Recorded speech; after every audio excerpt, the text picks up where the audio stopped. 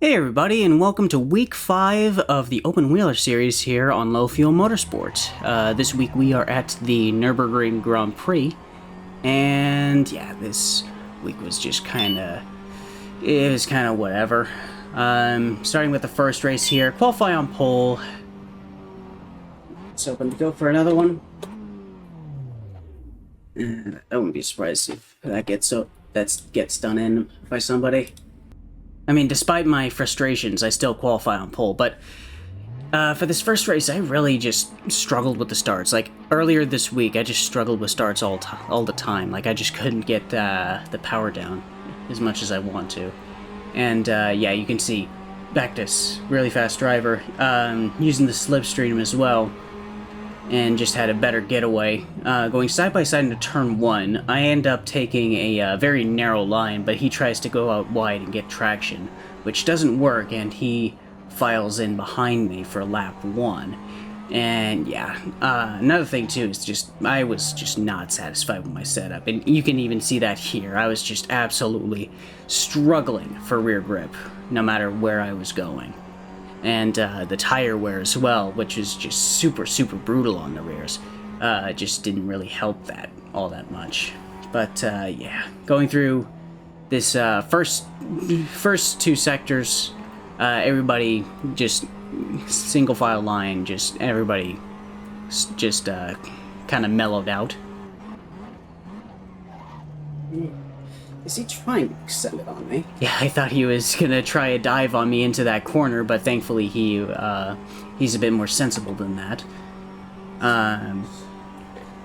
So yeah, he was just really sticking with me, and Bactus and Ivan and I, we just kind of pulled away from everybody here, and bit of a moment going through that left-hander. The way the setup that I had was set up, if you just caught that inside curb at all, it just upset the car massively. And yeah, we're just gonna let Bactus go if he's just gonna go, and he's just gonna go sailing past us.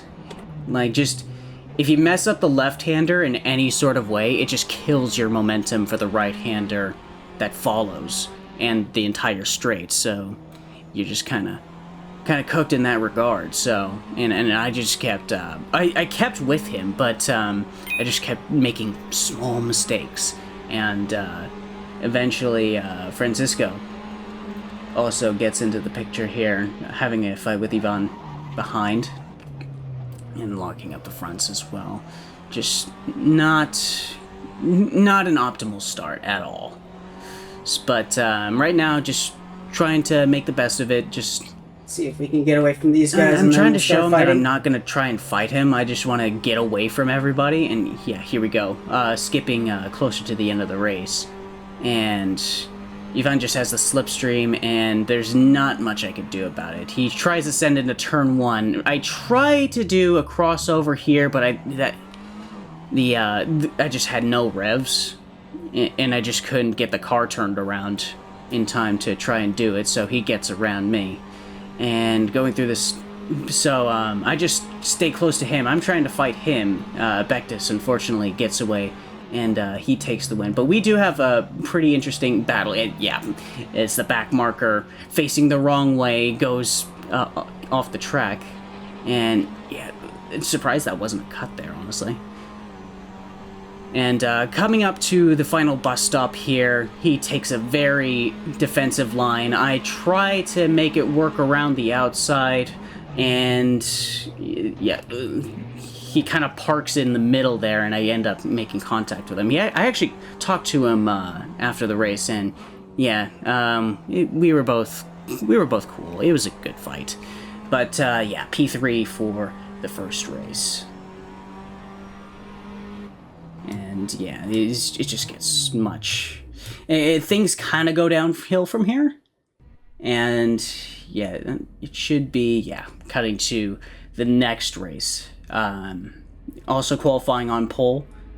And yeah, a bunch of familiar names as well in here.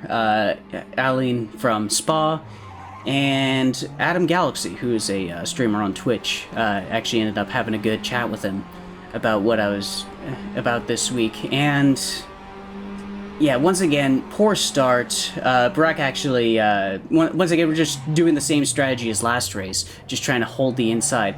But Wheels didn't want to give traction there. I felt like I didn't trust Brock to file back in behind me, so I did end up giving him a space. And then Adeline just capitalizes on the situation. And I was none too happy about any of this right here.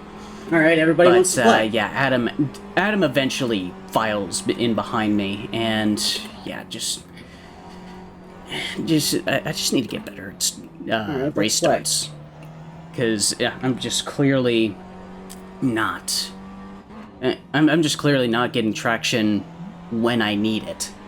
But and it was a fine race up until about halfway through, when we're coming up to the hairpin here, and everything disconnects. Whoa. My pedals, my webcam, my mic. Right, so this is the part that failed right here. This is a Yaim Sound generic 4-in-1 USB multi-tap. Just probably cheap Amazon Chinese garbage. And this is what I'll be putting in to replace it. An Acer, also 4-in-1. Well, 5-in-1 if you count the USB-C. Multi-tap. This is also made in China, but hopefully it's built to better standards than what I just threw out. Alright, I got it all installed, and still really hot in here. I think I might actually see about putting a exhaust fan up and towards the vent in the ceiling, but that's a project for another day. But hopefully tomorrow I'll have some better luck. And yeah, just none too satisfied. I ended up DNFing that race. The first DNF I've had in, I believe, this series as a whole. And yeah, it turns out it overheated, and that's just kind of what happens with electronics sometimes. So yeah, that's why I was talking about ventilation there. And yeah, even with the ventilation open, this room can get quite hot at times. Like I wouldn't be surprised if it was like 90F, I should say. 90C, I'd probably be skin and bones at this point. But yeah, needless to say, it just gets really hot. And anyways, so yeah, if there's anything, I guess the moral I want to pass on with this video is that you should just minimize the failure points when you're setting up your sim rig. Because like using a multi-tap like that to control everything is not good. So yeah. Anyways, just so this was the pole lap that I set in the final race that I'm going to show you today, and it was not good. Like fourth gear here, I could probably get closer to the apex. Like you can get a lot closer. Like you can barely clip the inside of those curbs and just get loads of time. And not to mention 31 degrees tarmac, 31C tarmac, and this guy... That was stupid, you fucking idiot. Yeah, I was none too pleased about that. Guy just running across the track as I'm trying to set my lap. And miraculously, this turned out to be my pole lap. And as I pull off, get a new set of tires, and try to go again. And as I start this lap, I want to bring attention to the real-time app real quick. The car ahead, I gave 6 seconds, which I think is fairly reasonable. But as I start my lap, that gap rapidly decreases. And you're just going to see in the first 3 turns here, that gap is going to go from about 6 seconds all the way down to about 3 or 2. Let's just see, coming out of turn 6, I believe this is, coming out of the Mercedes arena. And honestly, at this point, I was just very... I was just very, not caring, I guess. Like, I I was just done. Like, I just wanted to get a good result and move on, essentially. Because, like, I'm just tired. I just felt like I was just being shafted. So, yeah, half a second to this guy, and doesn't move over. Like, I'm on a lap, he's not, and yeah, I just let the anger take over. Like, and that's not something that I would recommend doing, because... You know, if my dad were racing, he'd probably pull one of these. Yeah.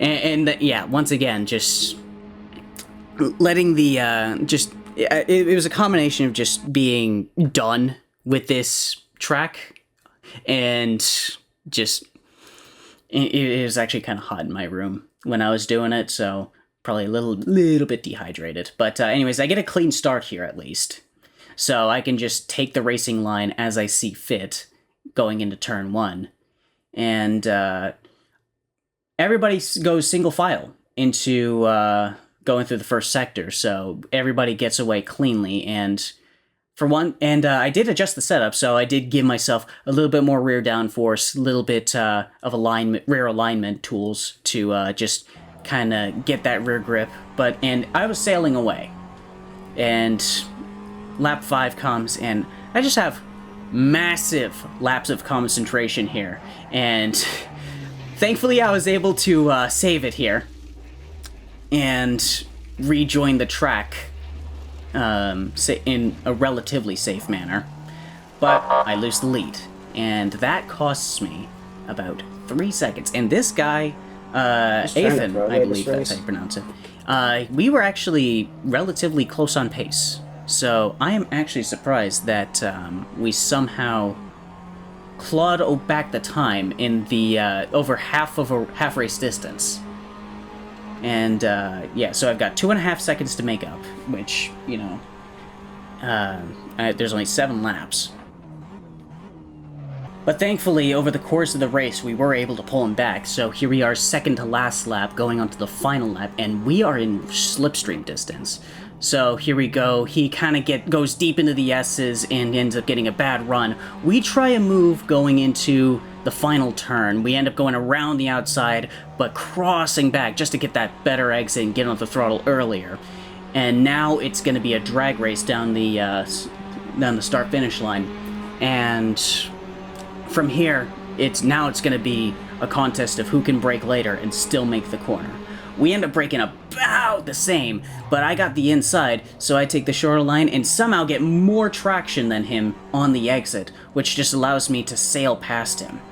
And this ends up being the race-winning move, because over the course of that lap, I ended up just running away from him, and even going through the bus stop one last time, he actually ends up going over the inside curb and just losing loads of time there, which just improved the margin of victory all the more. And even though this week was painful, I could at least end it on a sweet note. And yeah, it just sighs of relief all around. And yeah. So Imola is next week. And that is going to be a fun track in and of itself, mainly because I don't like Imola.